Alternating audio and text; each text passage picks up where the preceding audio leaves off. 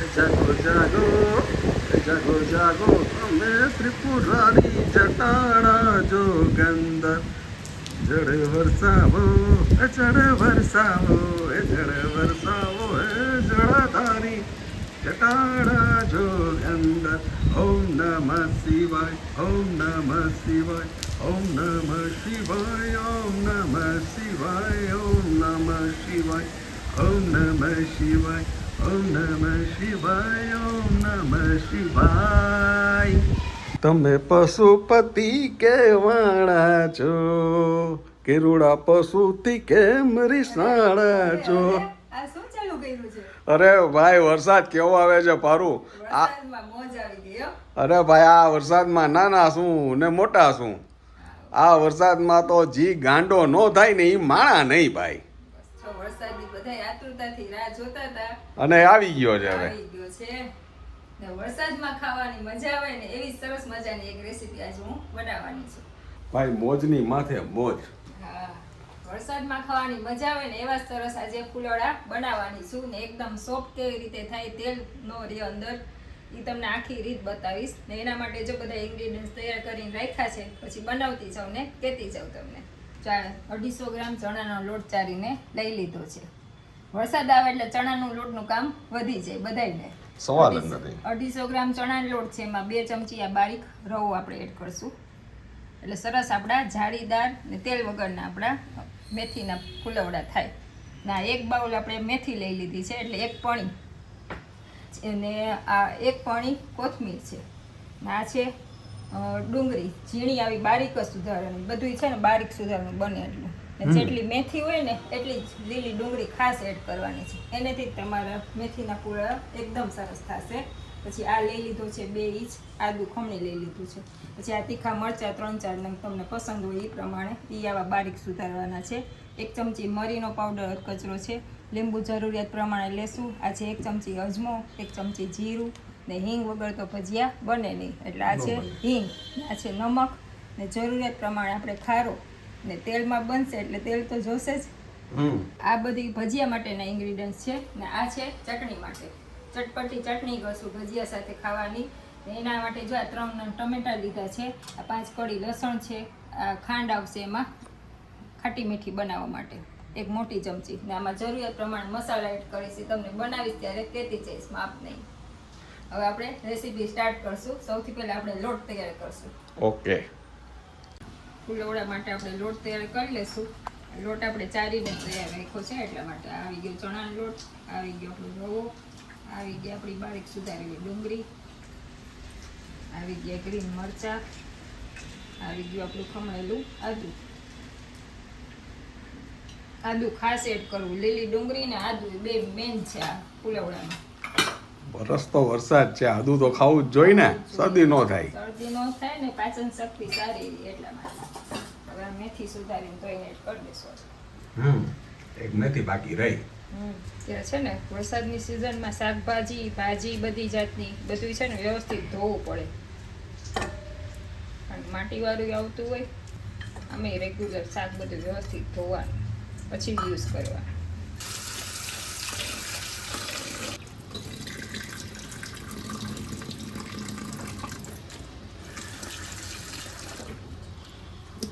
એકદમ પાણીમાં ચબોડી ધોઈને પછી નાખવાનું એટલે નીચે હજી ધૂળ હોય ને તો પડી ગયું માટી. બધું ગ્રીન ગ્રીન લાગે છે ને. ગ્રીન જ થશે જેટલો લોટ હોય ને એટલું બધું ગ્રીન આવશે. લોટ દેખાતો બંધ થઈ ગયો એટલું ગ્રીન આવી ગયું બધું. પીચ ખાવાની મજા આવે. ધોયા પછી આટલો મેલ નીકળો એટલે સાફ કરવું ફરજિયાત છે કારણ કે આપણે ઘરે પેટમાં ખાવું છે. આવી ગઈ આપણી કોથમીર. આપણે કોથમીર એડ કરીએ ને એટલે ધાણા નાખવાની જરૂર નથી. કોથમીર ન હોય તો તમે આખા ધાણા પણ એડ કરી શકો. એમાં બધું આવી ગયું. આપણે મસાલા એડ કરી દઈશું. ચાલો હવે આપણે આમાં બધાય મસાલા એડ કરી દઈશું. આવી ગયું નમક સ્વાદ અનુસાર, આવી ગઈ હિંગ, પછી અધકચરા કરેલા મરી બધું આપણે 1 ચમચી લીધું છે. પછી તમને વધારે પસંદ હોય તો તમે અજમોની થોડુંક વધારે એડ કરી શકો છો. આવી ગયો અજમો. આ બધું છે ને મિક્સ કરી દઈશું આપણે. બધું ગ્રીન ભાજીને નાખ્યું છે ને એમાંથી પાણી છૂટે એટલે પેલા આ રીતે છે ને મિક્સ કરી લેવાનું એટલે પાણી કેટલું એડ કરવાનું એ આપણને વધારે આઈડિયા આવે એટલું પાણી એડ નહીં કરવાનું પછી આપણે આ ભજીયાનું દોરણ તૈયાર કરશું લોટ ને બધું ગ્રીન જેટલું હતું એ બધું મિક્સ થઈ ગયું છે હવે થોડી પાણી એડ કરી આપણે દોરણ તૈયાર કરશું હવે ગ્રીન કઈ દેખાતું નથી હવે ગ્રીન દેખાય નહીં હમણાં પાછું ડોવાઈ જશે ને એટલે પાછું ગ્રીન દેખાશે પછી યલો થઈ જશે યલો થઈ જશે જાદુ થાય જાદુ થાય આમાં એક આ બધી કટિંગમાં જ બધી વાર લાગે ઝીણું ઝીણું સુધારવાનું હોય ને બાકી વાર ન લાગે પેલા પ્રિપરેશન કરી રાખી હોય બપોરે નવરા હોય ત્યારે બધું કટિંગ કરી રાખ્યું હોય તો હાંડા સીધા ઉતારવાના જ રહીએ ધોયા પછી વાર ન લાગે બનાવ્યા પછી હાવ વાર ન લાગે આપણને કહે છે મિત્રો પહેલી વખત તમારી સામે આવ્યો છું એટલે નમસ્કાર સર્વ દર્શક મિત્રોને સ્વાગત છે તમારું અમારા નવા એક વ્લોગમાં જેનું નામ છે પરાગ સાતા વ્લોગ મિત્રો ચોમાસું અમાનીએ ખૂબ જામી ગયું છે અને સરસ મજાનો વરસાદ આવે છે તો એમ થયું કે આજ મસ્ત મજાના જે મેથીના ભજીયા અમારે ત્યાં બને છે એ બતાવીએ તમને એટલે તમને મજા આવે અને અમને મજા આવે એનું કારણ છે કે તમને જોવાની મજા આવે ને અમને ખાવાની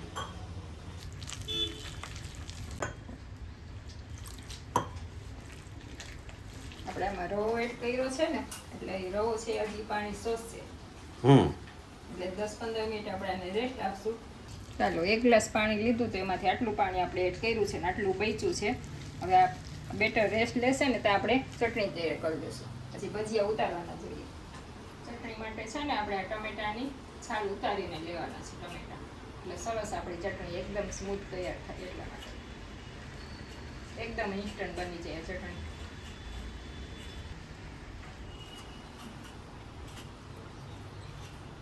ડાયરેક્ટ આપણે મોટા પીસ કરી આવા કડક ને મોટા હોય ને તો સરસ ચટણી આપણી થાય છાલ ઉતારી અંદર માલ જાજો હોય જાજો હોય દરવારા કે ને બાકી દરવારા ટમેટા હોય તો સરસ થાય આપણું ચાલો આપણે ટમેટા સુધારાઈ ગયા છે હવે આપણે આ લસણ 5 કળી લીધું છે એડ કરી દઈશું આવી ગયું નમક સ્વાદ અનુસાર એક મોટી ચમચી ખાંડ આવશે 1 ચમચી ધાણા જીરું 1 ચમચી લાલ મરચું પાવડર અને એકદમ આપણે ક્રશ કરી નાખવાનું છે મસ્ત આપણે ટમેટા બધું સરસ ક્રશ થઈ ગયું છે જો છે આપલા ટોન ભાઈ ચટણી સુગંધ એવી સરસ આવે ચાલો ચટણીને આપણે બાઉલમાં કાઢી લેશું ચાલો તેલ ગરમ કરવા મૂકી દીધું જેની આતુરતાથી હું રાહ જોતો હતો પર્ટિક્યુલર ઈ ઘડી આવી ગઈ અને ગેસનું પ્રાગટ્ય થઈ ગયું તેલ મુકાઈ ગયું અને ફાઇનલી આ 10 મિનિટ આપણા લોટને રેસ્ટ થઈ ગયો છે અને એની સાથે ખાવાની મસ્ત મજાની ચટણી થઈ ગઈ છે તેલ ગરમ થઈ ગયું છે ગેસ સ્લો કરી નાખશું આપણે હવે છે ને આ ભજીયા પાડતી વખતે જ આ બધું એડ કરવાનું છે પેલા નાખી નહીં રાખવાનું સરસ આપણા ફૂલીને ચારીદાર ભજીયા બને એટલા માટે જ્યારે પાડવા હોય ને ત્યારે જ બધું એડ કરવાનું આટલો ખાર આવશે ટાટાનો સોડા એક નાની ચમચી એની ઉપર આવશે આ લીંબુનો રસ 1 ચમચી જ એડ કરવા એટલે આપણે અડધું લીંબુ જ એડ કરશું આમાં અત્યારે એની ઉપર આવશે આપણા તેલ ગરમ થઈ ગયું છે ને એ ચમચી આપણી નાની છે એટલે 3-4 ચમચી એડ કરી દેવાનું પછી આને એકદમ હલાવી લેવાનું છે બધા ડોરણમાં ખારાનો ને તેલનો બધું ભાગ આવી જાય ને એ રીતે વ્યવસ્થિત મિક્સ કરવાનું નકર અડધા ભજીયા ફૂલે ને અડધા ન ફૂલે બધા ભજીયા તમારે એક સરખા થાય આ રીતે કરો ને જો આપણે બેટરની કન્સિસ્ટન્સી બરાબર છે તમને એવું લાગે તો 1 ચમચી પાછું પાણી એડ કરી શકો તમે આવું હોવું જોઈએ હવે આપણે ભજીયા પાડી લઈશું તેલ એકવાર ગરમ થઈ જાય ને પછી ગેસ આપણે મીડિયમ કરી નાખવાનો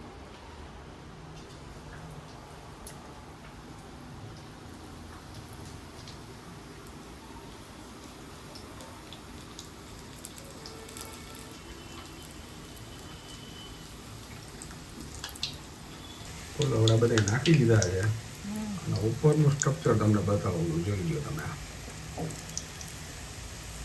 છે આ એકદમ આપણા એર ભરાયેલા છે એટલે એની મેળે ફરે છે. ફરતા જાય છે. ઉતાવળ નહીં કરવાની, પલટાવાની, એટલે સરસ એકદમ ફૂલેલા અને સોફ્ટ થશે. અને જારો નહીં અજાડવાનો, જો આવી રીતે ચાકાના મદદથી ફેરવવાના. રીતે ફેરવીને સરસ પાકવા દેવાના. 3-4 મિનિટમાં એકદમ કલર ચેન્જ થાય ને એટલે તમને ખ્યાલ આવી જ જાય. વાવ, વોટ અ ગોટા. ગોટા ગોટા. આને કહેવાય ફૂલવડા ભાઈ. ત્યારે જે સિઝનની મેથી છે કડવાશ ને હોય ને સરસ એકદમ ટેસ્ટ આવે અંદર. ગોટા આપણા તરાઈ ગયા છે.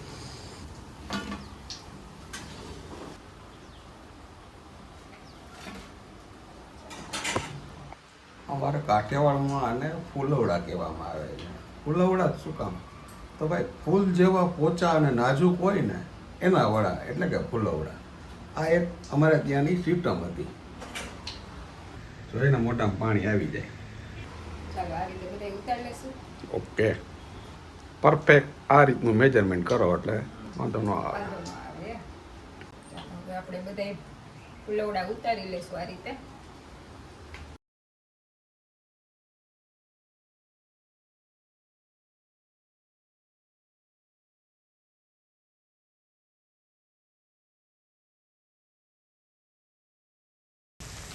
લૂમમાં તમે જોવો ને તો એની સોફ્ટનેસ જોવાની મજા આવે તમને. જો છે નીચેનું એક સાઈડનું તમારું પણ પાકી ગયું. હવે આને છે ને ચાકેથી ફેરવવાના છે. એક સાઈડથી એર બહાર નીકળે, એ પોચા હોય ને એમાંથી હોય એના કરતાં ડબલ થઈ જાય.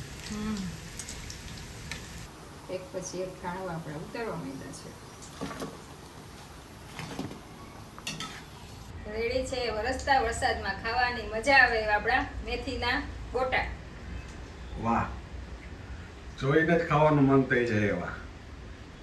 અને સાથે છે આપણી ટમેટાની ખાટી મીઠી ચટણી, જે ફૂલવડા સાથે ખાવાની ખૂબ મજા આવે છે. Thank you very much my dear friend. અને સાથે છે મારા વાલા વાલા મરચા.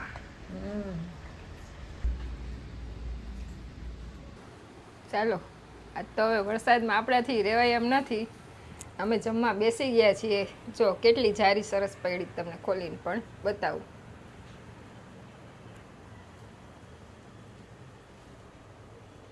વાહ, છે ને એકદમ જાળીદાર. આશા રાખી હતી કે ચોમાસામાં ખાવાની મજા આવે એવા ફૂલ જેવા કોમળ અને પોચા રૂ જેવા ફૂલવડા અને ટમેટાની ખાટી મીઠી ચટણીની આ રેસીપી તમને ખૂબ ગમી હશે. જો ગમી હોય તો આને વધુમાં વધુ શેર કરજો, લાઈક કરજો અને હા મિત્રો જાતા જાતા દરેક વખતે લખાણ માટે પેનની જરૂર નથી રહેતી. ક્યારેક વર્તનથી પણ લખાણ લખાઈ જાય છે. આ વાત સાથે આ ચીજ સાથે ફરી મળીશું નવી વાત સાથે. ત્યાં સુધી તમે અમને રજા આપશો મિત્રો. તમે અમારા પોતાના છો એટલે તમને કહી દીધી કે તમે તમારું ધ્યાન રાખજો, તમારા સ્નેહીઓનું ધ્યાન રાખજો, ખાસ સ્વસ્થ રહેજો. નમસ્કાર.